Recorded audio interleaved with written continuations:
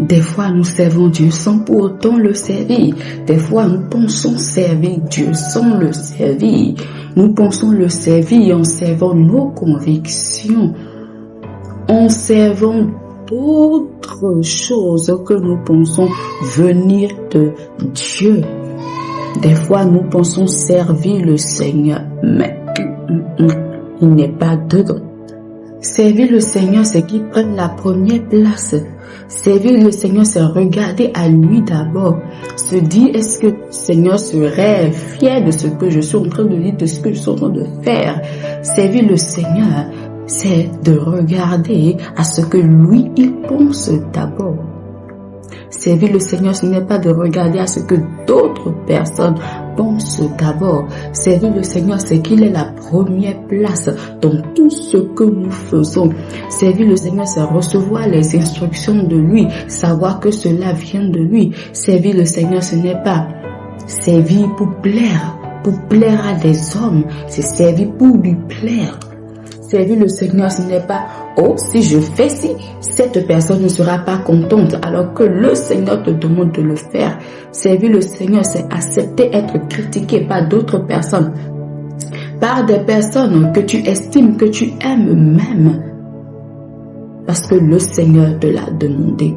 Servir le Seigneur, c'est savoir que nous sommes des instruments de Dieu. Servir le Seigneur, c'est savoir que c'est Dieu d'abord. Servir le Seigneur, c'est savoir que nous sommes entièrement donnés à Dieu et que c'est lui qui a la première place. C'est lui qui doit parler d'abord. Servir le Seigneur, c'est ne voir que Dieu. Amen. La parole du Seigneur dit dans Jérémie 17:5. Ainsi parle l'Éternel.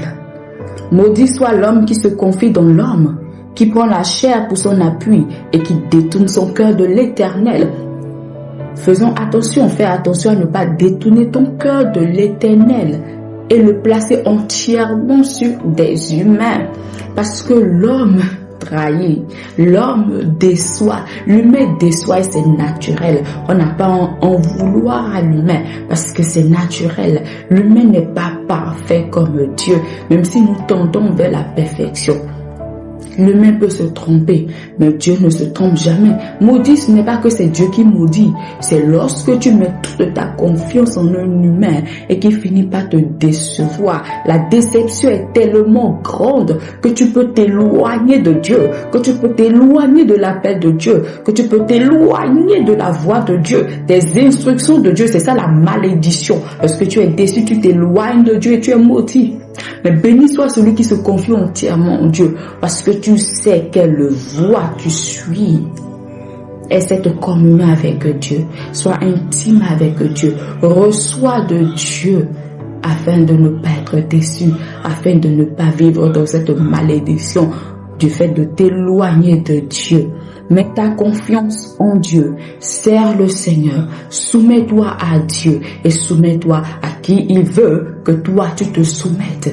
Sois sensible à la voix de Dieu et sois là où tu dois être.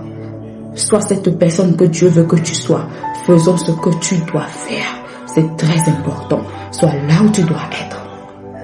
Dieu est ton maître et n'oublie jamais que Jésus-Christ est Dieu. Bye.